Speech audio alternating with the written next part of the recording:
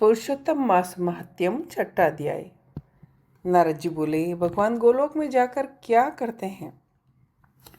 हे पाप रहित, मुझ श्रोता के ऊपर कृपा करके कहिए।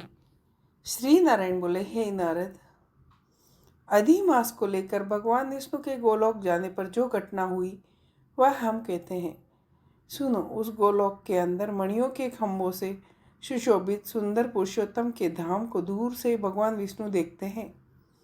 उस धाम के तेज से बंद हुए नेत्र वाले विष्णु धीरे धीरे नेत्र खोलकर और अधिमास को अपने पीछे कर धीरे धीरे धाम की ओर जाते हैं। अधिमास के साथ भगवान के मंदिर के पास जाकर विष्णु अत्यंत प्रसन्न हुए और उठकर खड़े हुए द्वारपालों से अभिनंदित भगवान विष्णु पुरुषोत्तम भगवान की शोभा से आनंदित होकर धीरे धीरे मंदिर में गए और भीतर जाकर शीघ्र ही पुरुषोत्तम कृष्ण को नमस्कार करते हैं।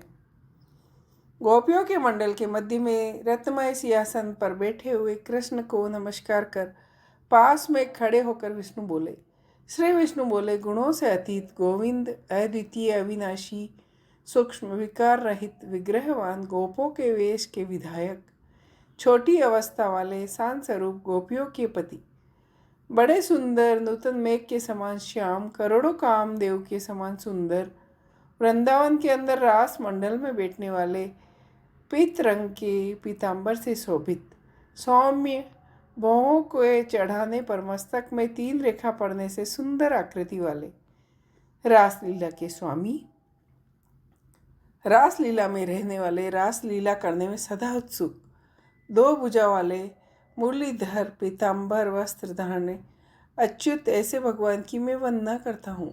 इस प्रकार स्तुति करके भगवान श्री कृष्ण को नमस्कार कर पार्षदों द्वारा सत्कृत विष्णु रत्न सिंहासन पर कृष्ण की आज्ञा से बैठे।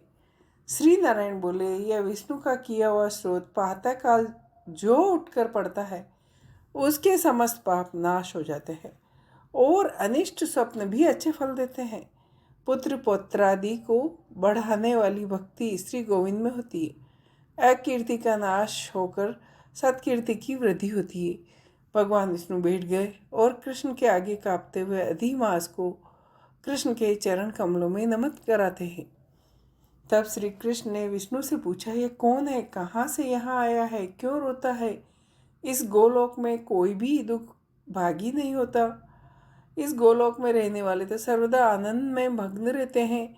ये लोग तो स्वप्न में भी दुष्ट वार्ता या दुख भरा समाचार सुनते ही नहीं।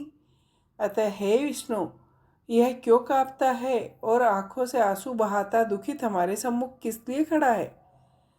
श्री नारायण बोले, नवीन मेघ के समान श्याम सुंदर गोलोक के नाथ का वचन सुन सिंहासन से उठकर महाविष्णु मल मास की संपूर्ण दुख गाथा कहते हुए बोले। श्री विष्णु बोले, हे वृंदावन की शोभा के नाथ श्री कृष्ण, हे मुरलीधर, इस अधिमास के दुख को आपके सामने कहता हूँ। इसके दुखित होने के कारण ही स्वामी रहित अधिमास को लेकर मैं आपके पास आया हूँ। इसके उग्र दुख रूप अग्नि को आप शांत करें। यह अधिमास सूर्य की संक्रांति से रहित है, मलिन है, शुभ कर्म में सर्वदा वर्जित है। स्वामी रहित मास में स्नान आदि नहीं करना चाहिए, ऐसा कहकर वनस्पति आदि को ने इसका निरादर किया है। 12 मास, कला, क्षण, अयन, संवत्सर आदि श्रेष्ठों ने अपने अपने स्वामी के गर्व से इसका निरादर किया। इसी दुख अग्नि से जला हुआ यह मरने के लिए तैयार हुआ। तब अन्य दयालु व्यक्ति द्वारा प्रेरित होकर ये शरण चाहने की इच्छा से हमारे पास आया है और कांपते कांपते, घड़ी घड़ी रोते रोते अपना दुख जाल इसने कहा।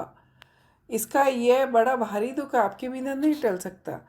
अतः निराश्रय का हाथ पकड़कर आपकी शरण में लाया हूँ। दूसरों का दुख आप सहन नहीं कर सकते, ऐसा वेद जानने वाले लोग कहते हैं। अतएव इस दुखित को कृपा करके सुख प्रदान कीजिए। हे जगतपति, आपके चरण कमलों में प्राप्त प्राणी शोक का भागी नहीं होता, ऐसा वेद जानने वालों का कहना है।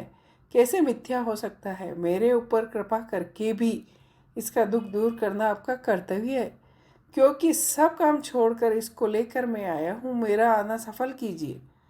बारंबार स्वामी के सामने कभी कोई विषय न कहना चाहिए, ऐसी नीति जानने वाले बड़े बड़े पंडित सर्वदा कहा करते हैं। इस प्रकार अधिमास का सब दुख भगवान कृष्ण से कहकर हरि कृष्ण के मुख कमल की ओर देखते हुए कृष्ण के पास ही हाथ जोड़कर खड़े हुए। ऋषि बोले, हे सूत जी, आप दाताओं में श्रेष्ठ है, आपकी दीर्घायु हो, जिससे हम लोग आपके मुख से भगवान की लीला कथा के रूप का अमृत पान कर रहे हैं। हे सूत, गोलोकवासी भगवान कृष्ण ने विष्णु के प्रति फिर क्या क्या कहा और क्या किया इत्यादि लोक उपकारक विष्णु कृष्ण का संवाद सब आप हम लोगों से कहिए। परम भगवत वक्ता नारद ने नारायण से पूछा, हे सूत, इसको आप इस समय हम लोगों से कहिए। नारद के प्रति कहा हुआ भगवान का वचन तपस्वियों के लिए परम औषध है। इति श्री बृहन्नारदीये पुरुषोत्तम मास महत्यम 6वां अध्याय